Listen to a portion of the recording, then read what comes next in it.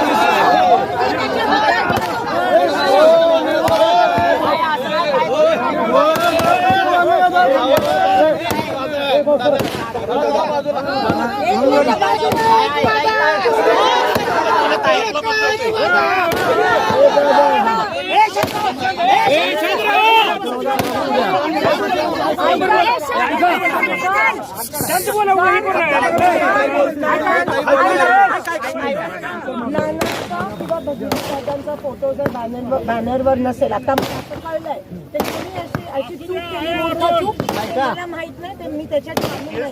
ऐका, जर नाना किंवा भगीरथ दादांचा फोटो नसेल तर मी ताबडतोब बॅनर काढायला सांगितले, त्याशिवाय मी आतमध्ये जाणार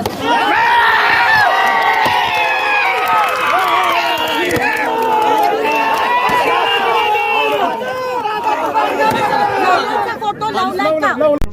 काय थाळी, काय बेत, काय चव, ओकेच आहे सगळं।